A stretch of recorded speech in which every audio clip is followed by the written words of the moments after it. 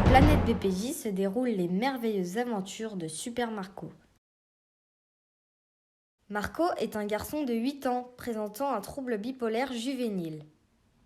Comme les autres enfants, il aime s'amuser, jouer avec les copains, nager et faire du sport. Il aime aussi jouer à des jeux vidéo et passer du temps avec la famille. Il a un frère Léo âgé de 15 ans et une sœur Emma âgée de 6 ans. Il a une vie comme les autres, mais il se sent différent. Souvent, il va bien et les jours lui paraissent beaux et parfois drôles. Cependant, il lui arrive de vivre de longs moments très contrariants, où il se met en colère pour de petites choses qui prennent à ses yeux des proportions énormes.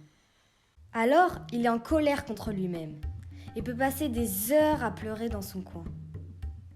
Mais comme c'est un super-héros, un garçon aimé de ses parents, décrit comme très attachant par son entourage, il trouve toujours des solutions pour s'en sortir.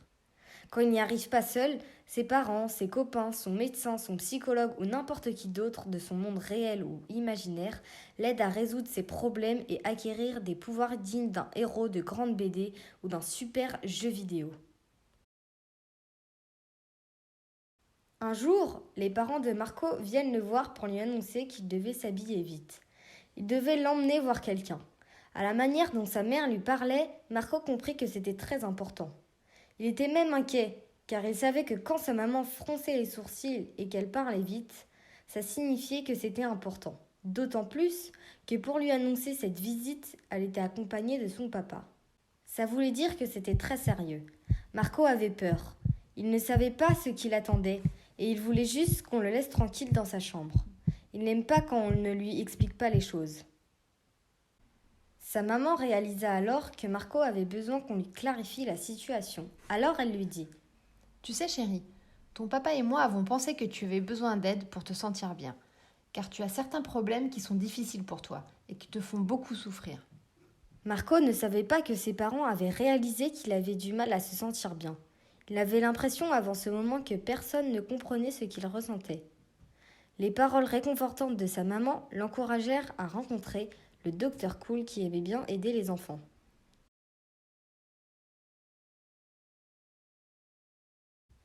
Le docteur des enfants avait l'air gentil. Il annonça à Marco qu'il était bipolaire. « Ça veut dire que je suis un ours polaire ? Non. Alors ça veut dire que j'ai une maladie du pôle Nord ou du pôle Sud ? Durant la même journée, tu peux te sentir merveilleusement bien, horriblement en colère, très excité, terriblement triste ou extrêmement irritable. Ça peut t'effrayer parfois et te dérouter. C'est parfois même très difficile pour toi d'être au milieu de tout ça, n'est-ce pas ? Oui, je ressens tout ça. Je me sens très très très haut et parfois très très très bas. C'est un peu comme les montagnes russes. Oui, c'est ça. Tes émotions peuvent monter jusqu'au bout du monde, à la vitesse de la lumière. Oui, c'est ça. Mais vous savez, docteur Cool, je ne suis pas le seul à être triste ou à rigoler. Les autres enfants sont aussi parfois très tristes et parfois très gais. Oui, en effet, quand les enfants sont gais, on le voit à leur visage ou à l'éclat de leurs yeux. Mais toi en plus, tu peux te jeter sur tout le monde pour les serrer très fort. Tu peux ricaner longtemps avant de pouvoir t'arrêter. Tu ferais beaucoup de galipettes sans te fatiguer. Tu grimperais sur les murs et tout d'un coup, parfois sans raison, tu deviens très triste. Si j'ai cette maladie, c'est que je suis un mauvais garçon ? Ce n'est pas du tout de ta faute. Tu n'es pas un vilain garçon. Ce n'est pas toi qui as causé ce problème. C'est la partie de ton cerveau qu'on appelle le centre des émotions, qui s'occupe de ce que nous ressentons dans notre cœur qui a un problème. Les émotions, je connais bien ça, mais parfois, ce que je ressens en moi me rend méchant. Non, tu n'es pas méchant. La maladie, parfois, te pousse à faire des choses que tu sais ne pas être bien. Tu vas pouvoir t'entraîner à dire aussi que tu es désolé, que tu essaieras de ne plus refaire la même chose la prochaine fois. Si ce n'est pas parce que je suis mauvais, alors pourquoi j'ai cette maladie ? Dis-moi Marco, comment ça se fait que tu as des yeux bleus et des cheveux noirs ? J'ai les mêmes yeux que ma maman, par contre, j'ai les cheveux de mon papa. C'est un peu pareil pour la bipolarité. On l'hérite de notre famille.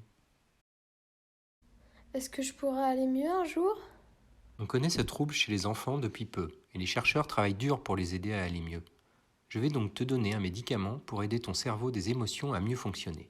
Parfois, certains enfants doivent prendre plusieurs médicaments en même temps, ou en essayer plusieurs avant de trouver celui qui leur convient le plus. mais je te promets que je continuerai à faire de mon mieux pour t'aider.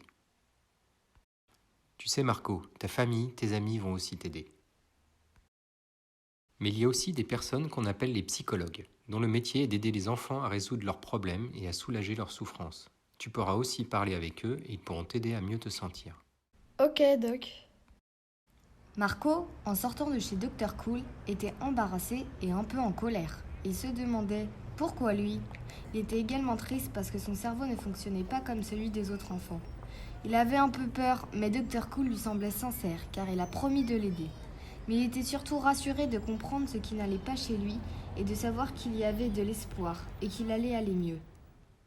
Quelques semaines après la visite du Dr Cool, Marco se sentait mieux. Il n'aimait pas avoir un trouble bipolaire, mais il ne pouvait rien y changer. Il n'aimait pas non plus prendre son sachet en poudre, mais ses cauchemars avaient disparu et il vivait beaucoup plus de beaux jours qu'avant. En plus, il n'était pas le seul à prendre des médicaments et à faire attention. D'autres enfants ont du diabète et de l'asthme, et ils sont obligés de prendre des médicaments et faire attention tout comme lui. Il avait aussi compris que la bipolarité est juste une partie de lui, de ce qu'il est et non pas tout ce qu'il est.